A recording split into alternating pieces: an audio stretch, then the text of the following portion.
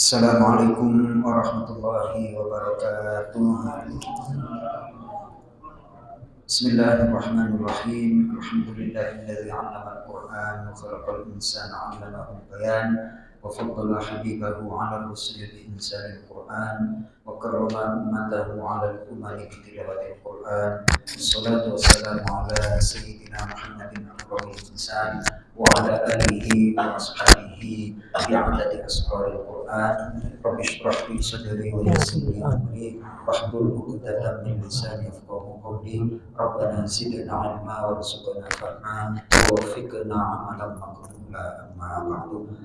Bapak-bapak jemaah masih berikhlas rahmatullah. Alhamdulillah kemarin kita sudah menyelesaikan mengkhatamkan surah An-Nisa. Insyaallah kita akan memulai mengkaji surah Ali Imran. Jadi kita ngajinya dari belakang kemudian ke depan. Nah, kita akan memulai surah Ali Imran.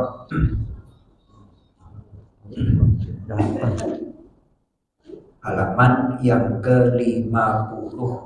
Untuk itu kita awali dengan membaca Al-Quran Suratul Fatihah. Mudah-mudahan Allah Subhanahu wa Ta'ala membuka semua kebaikan untuk kita, memberikan ilmu yang bermanfaat. Mudah-mudahan kita mendapatkan taufik pertolongan Allah untuk istiqomah mengkaji Al-Quran dan istiqomah mengkaji Al-Quran.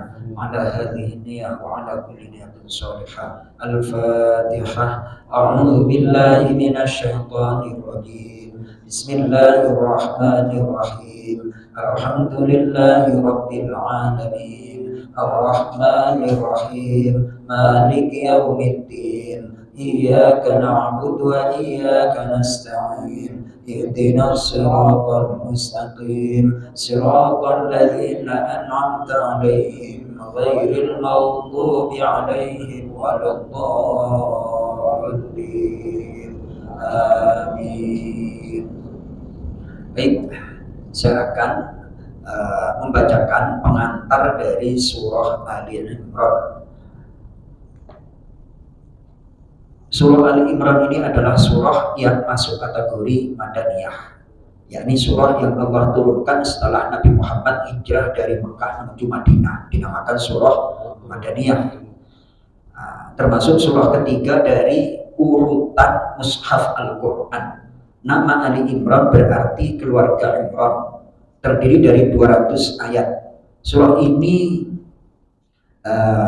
dinamakan surah Ali Imran karena di dalam surah ini terdapat kisah keluarga Imran dan keturunannya. Kelahiran Nabi Isa alaihissalam yang dilahirkan oleh Sayyidah Maryam putri Imran, persamaan kejadian Isa dengan Adam alaihissalam dan mukjizat yang diberikan oleh Allah kepada Nabi Isa alaihissalam. Pokok-pokok isinya tentang keimanan. Satu, yang membantah perkataan orang Nasrani mengakui Isa alaihissalam adalah salah satu dari oknum Tuhan yang tiga. Ketauhidan adalah dasar dari agama-agama yang dibawa oleh para nabi. Kemudian isinya adalah yang lain, hukum-hukum yakni dasar musyawarah, mubahalah dan hukum riba. Kisah-kisah berkenaan dengan kisah keluarga Imran, perang Badar, perang Uhud, dan pelajaran yang dapat diambil daripadanya. Lain-lain, dalam surah ini disebutkan beberapa golongan manusia dalam memahami ayat mutasyabihat, sifat-sifat Allah, sifat-sifat orang yang bertakwa. Agama Islam adalah agama yang diridhai Allah akibat menjadikan orang kafir sebagai teman kepercayaan. Pengambilan perjanjian para nabi oleh Allah, perumpamaan peringatan kepada orang mukmin. Ka'bah adalah rumah ibadah yang paling tua, faedah mengingat Allah dan merenungkan ciptaannya. Di Madinah itu sebelum Rasulullah Shallallahu Alaihi Wasallam datang sudah ada beberapa komunitas, di antaranya Yahudi, Nasrani. Kemudian belum lagi musyrikin yang penyembah berhala. Jadi yang dihadapin itu macam-macam Pak Qasim. Yang dihadapin macam-macam. Kita di dalam kehidupan itu ya macam-macam. Ada orang yang nggak percaya pesan agama. Betul Mas Toto? Ada orang yang setengah percaya, ada orang yang percaya. Maka dari itu agar kita mampu menghadapi kenyataan hidup, ngaji Al-Quran. Betul Pak Mandra? Zaman dulu ada yang musyrik, ada yang kafir, ada yang munafik, ada yang setengah beriman, ada yang beriman tapi imannya nggak tebal. Suasana masyarakat sekeliling kita, saudara kita, ada yang seperti itu apa enggak? Gitu. Understand? Alhamdulillahirobbilalamin. Baik, tema pertama pada ayat kita ayat 1 sampai ayat yang ke-9 adalah Al-Quran dan kitab-kitab sebelumnya. Namun kita baca sampai ayat yang ke-6. Kita nikmati dulu membaca Al-Qurannya. A'udzu billahi minasyaitonir rajim. A'udzu billahi minasyaitonir rajim. Bismillahirrahmanirrahim. Bismillahirrahmanirrahim. Alif Lam Mim. Alif Lam Mim. Allahu la ilaha illa huwal hayyul qayyum. Allahu la ilaha illa huwal hayyul qayyum. Nazzala 'alaikal kitaba bil haqqi musaddiqan lima baina yadayhi. Nazzala 'alaikal kitaba bil haqqi musaddiqan lima baina yadayhi. Lima baina yadayhi wa anzala at-taurata wal injil. Lima baina yadayhi wa anzala at-taurata wal injil. Min qablu hudan lin-nasi wa anzala al-furqan. Min qablu hudan lin-nasi wa anzala al-furqan. Innal ladzina kafaru bi ayati llahi lahum 'adzabun syadid. Innal ladzina kafaru bi ayati llahi lahum 'adzabun syadid. Wallahu 'azizun dzuntiqam. Wallahu 'azizun dzuntiqam. Inna Allaha la yakhfa 'alaihi syai'un fil ardi wa la fis sama'. Inna Allaha la yakhfa 'alaihi syai'un fil ardi wa la fis sama'.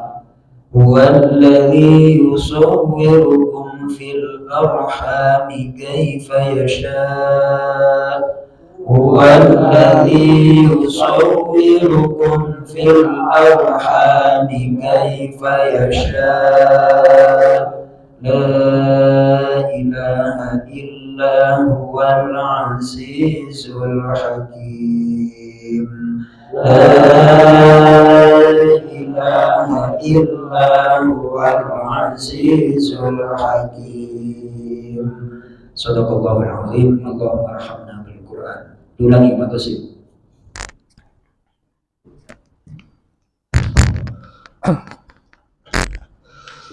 أعوذ بالله من الشيطان الرجيم.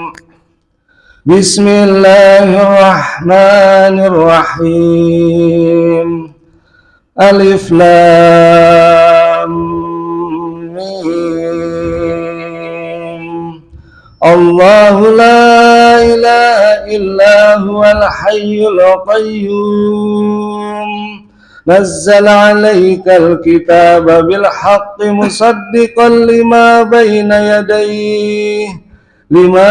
يديه وأنزل التوراة والإنجيل من قبل هدى للناس وأنزل الفرقان إن الذين كفروا بآيات الله لهم عذاب شديد والله عزيز ذو انتقام إن الله لا يخفى عليه شيء في الأرض ولا في السماء وهو الذي يصوركم هو الذي يصوركم في الأرحام كيف يشاء لا إله إلا هو العزيز الحكيم.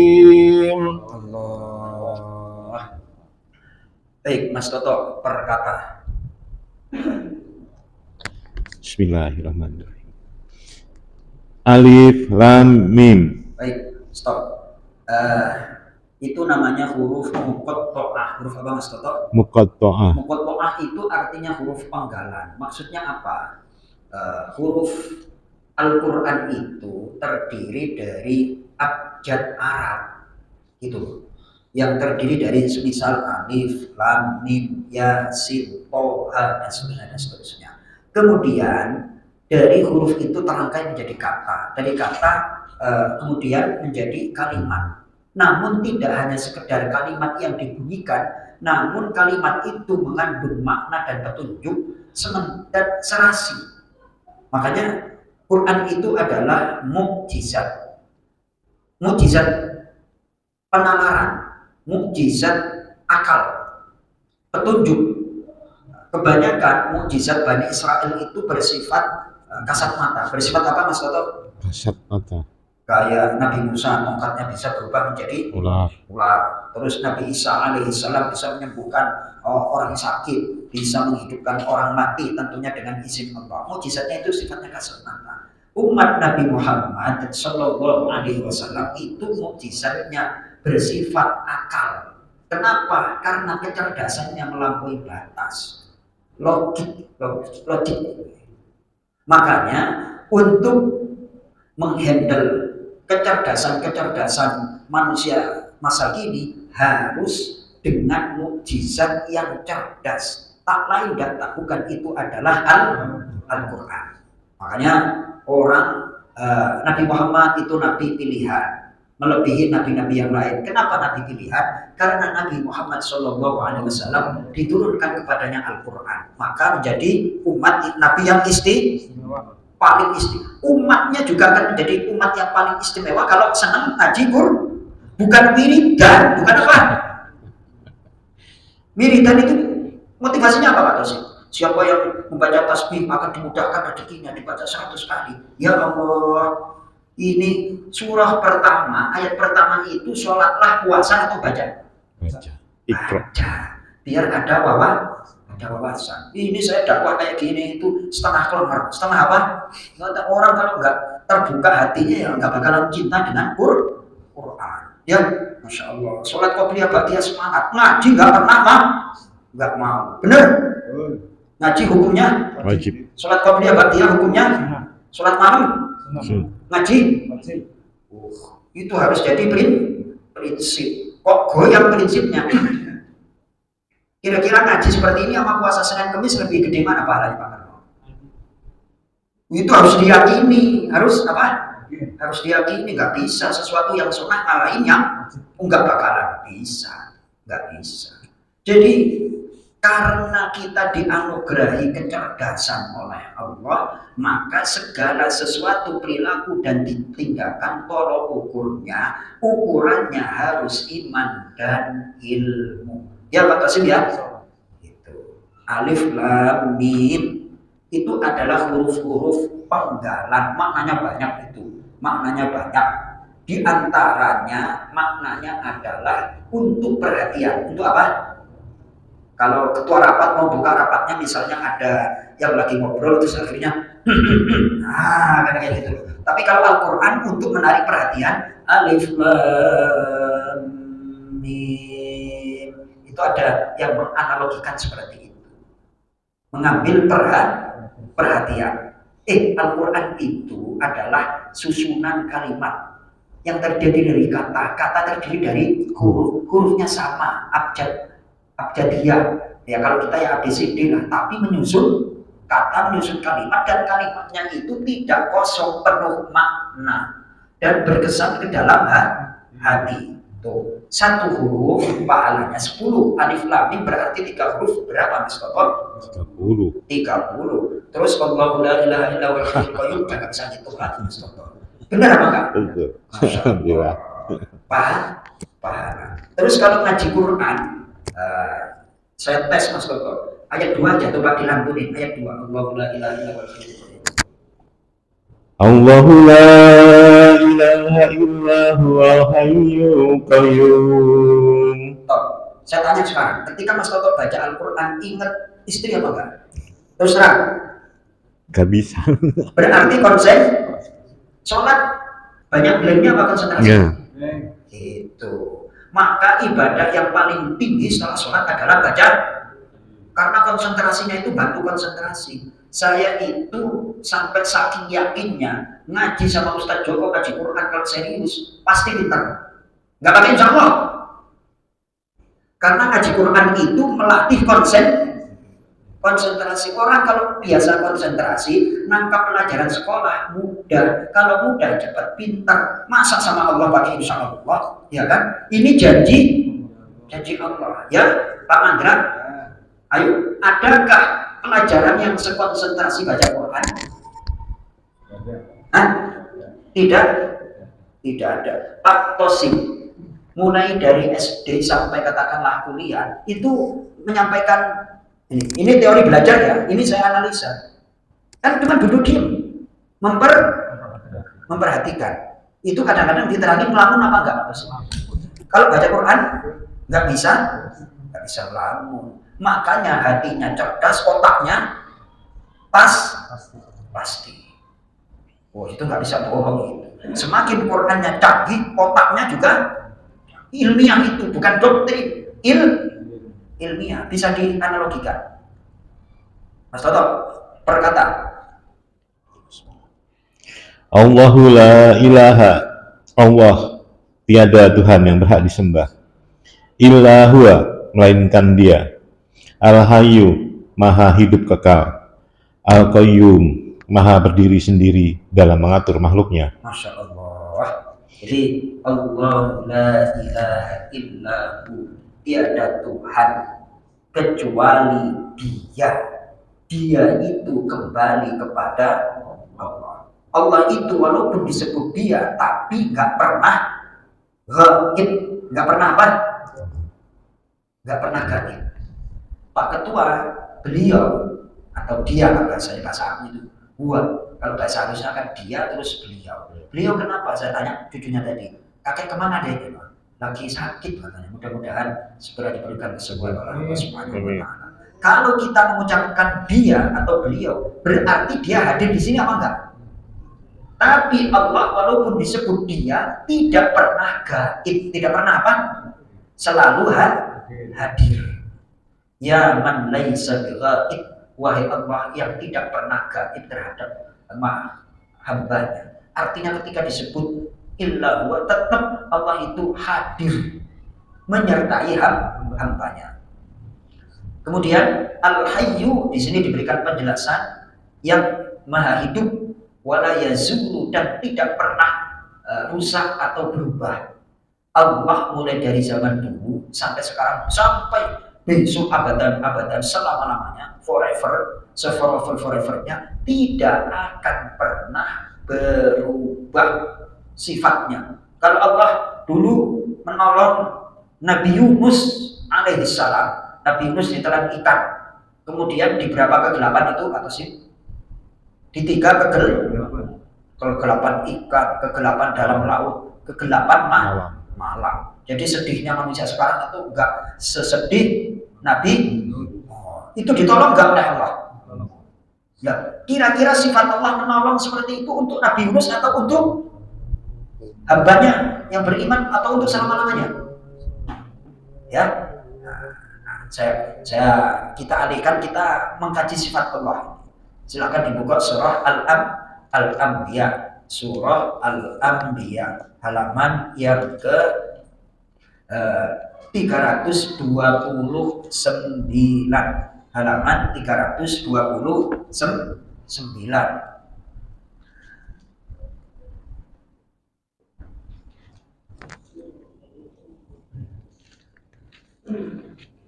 Halaman 329.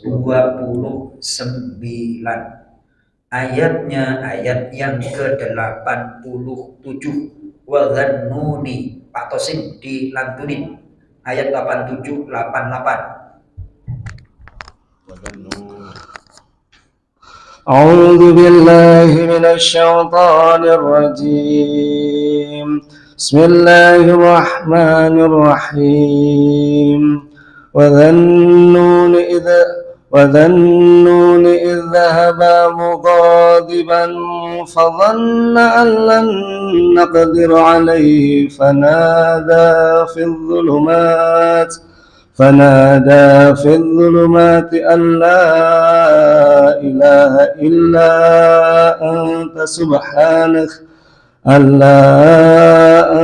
سبحانك إني كنت من الظالمين فاستجبنا له ونجيناه من الغم وكذلك ننجي المؤمنين. Pak Mandra dibaca artinya, terjemah bebas saja tuh. 87. Bismillahirrahmanirrahim. Dan ingatlah kisah Zakaria ketika Zunnun ayat 87. Dan ingatlah kisah Zunnun atau Yunus ketika dia pergi dalam keadaan marah, lalu dia menyangka bahwa kami tidak akan menyulitkannya, maka dia berdoa dalam keadaan yang sangat gelap. Baik, kata gelap di situ dalam Al-Qur'an disebut zulumat jamak. Gelap dalam perut ikan, gelap dalam laut, gelap dalam malam. Ini kita kan dalam episode kehidupan, gelap dompetnya, gelap pekerjaannya, gelap dalam keluarga. Betul Mas Soto? Pernah ngalamin seperti itu atau sering? Pak Karno sering apa pernah Pak Karno? Pernah ya? Pak Latif? Masya Allah, gelap dompetnya, gelap pekerjaannya, terus gelap keluarganya. Masya Allah. Lanjut.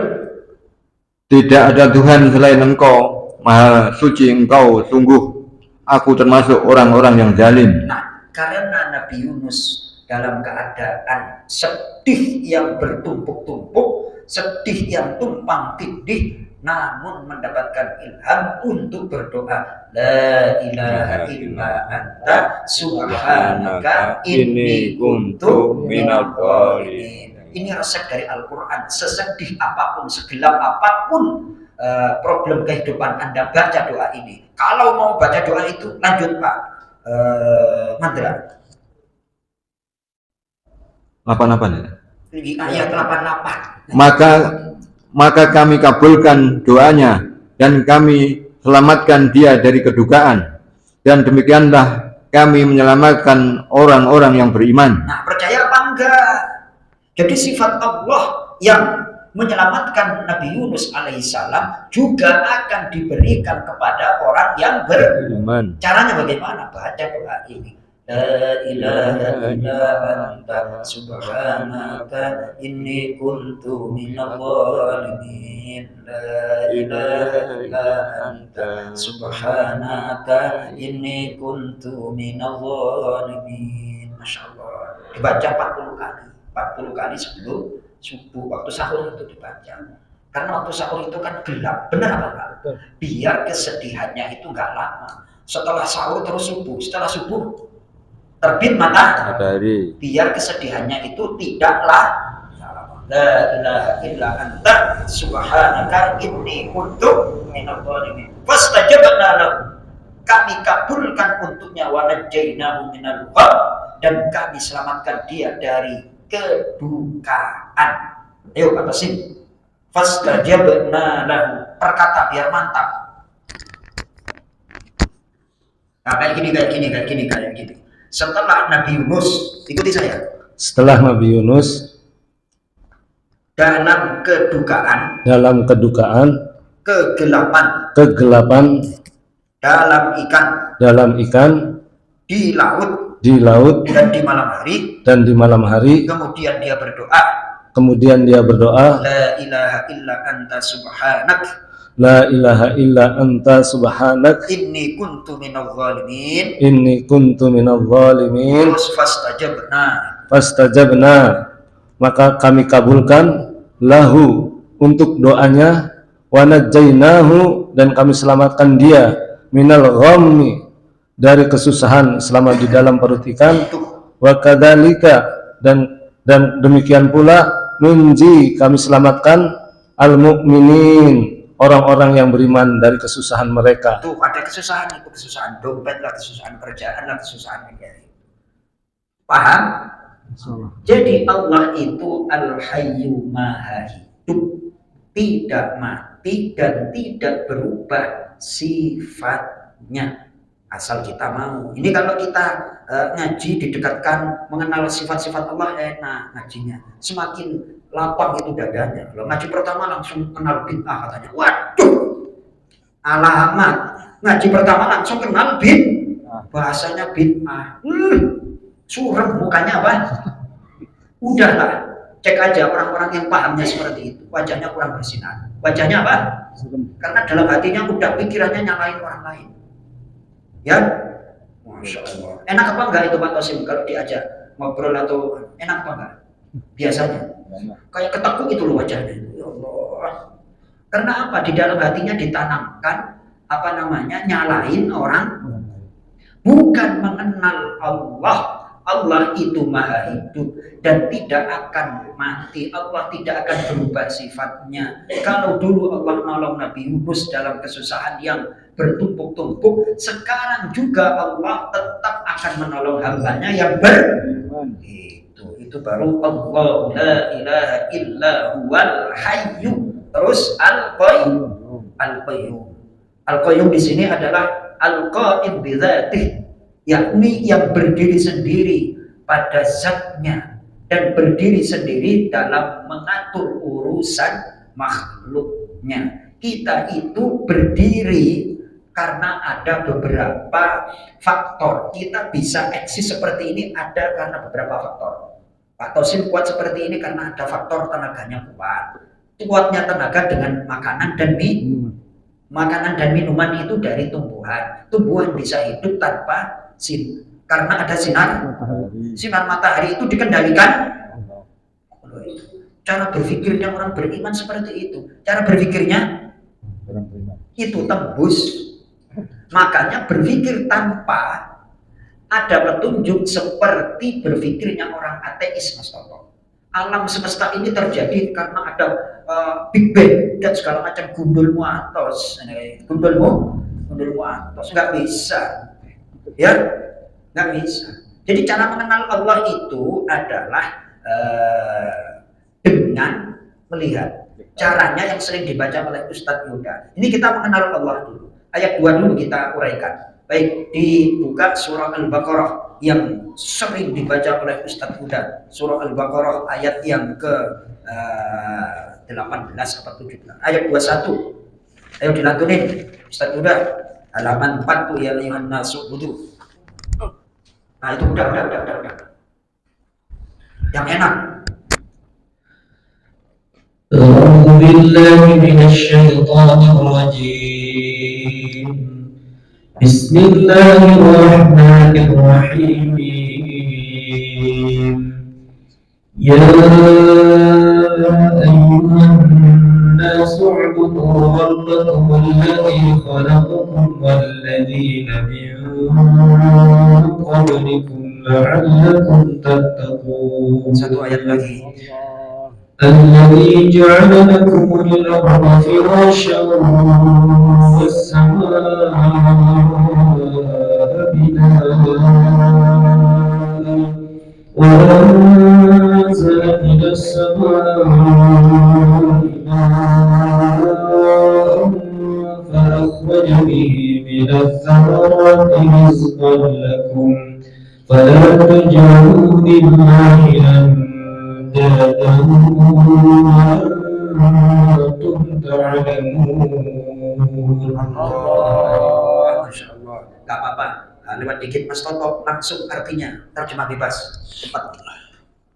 Wahai manusia, sembahlah Tuhanmu yang telah menciptakan kamu dan orang-orang yang sebelum kamu, agar kamu bertakwa. Dialah yang menjadikan bumi sebagai hamparan bagimu dan langit sebagai atap, dan dialah yang menurunkan air hujan dari langit. Lalu dia hasilkan dengan hujan itu buah-buahan sebagai rezeki untukmu.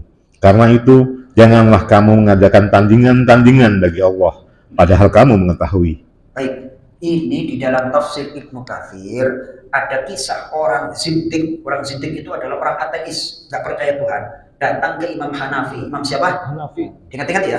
Datang ke Imam Hanafi. Kemudian nantang debat. Alam semesta ini terjadi karena dengan sendirinya dan baik itu. Ayo kita debat nantang sama Abu Hanifah. Imam Abu Hanifah itu adalah imam madhab fikih yang mengedepankan logika, yang mengedepankan apa? Ahli logika ditantang oleh ateis kerucut kayak gitu. Akhirnya cara dialognya itu menarik. Enggak, jangan gitu, jangan nantang debat dulu. Ini lagi ada berita, breaking news. Ceritanya kalau sekarang lagi viral di KM92 di ini ada beritanya kayak gini. Ada dari satu pelabuhan perahu kapal besar itu membawa muatan macam-macam muatannya, nggak ada nahkoda. Terus tiba-tiba dia berlayar bisa mengarungi ombak. Terus tiba-tiba nyampe di satu pelabuhan, aneh kan kayak gitu. Padahal nggak ada nahkoda. Kata si zindik itu, anta manjunan, apakah engkau udah gila wahai Imam Abu Hanifah? Masa perahu nggak ada nahkodanya bisa salah sendiri? Ente lebih gila, masa alam semesta yang kayak gini nggak ada penciptanya? Langsung diam seribu bahasa. Ini berawal dari ayat ini nih. Jadi itu besok dibawakan Pak Qasim tentang tauhid, tentang apa? Sampaikan kisah Imam Abu Hanifah. Itu ada dalam tafsir Ibnu Katsir. Langsung si zindik itu gila ente wahai Tuhan Imam, masa kapal nggak ada nahkoda bisa jalan? Ente lebih gila lagi, masa segala macam alam semesta itu tiba-tiba ada tanpa ada pencipta? Langsung diam seribu bahasa. Keren apa enggak tuh Imam Abu Hanifah? Mudah-mudahan bermanfaat. Kita akan lanjutkan pada kesempatan yang akan datang. Assalamualaikum warahmatullahi wabarakatuh. Waalaikumsalam warahmatullahi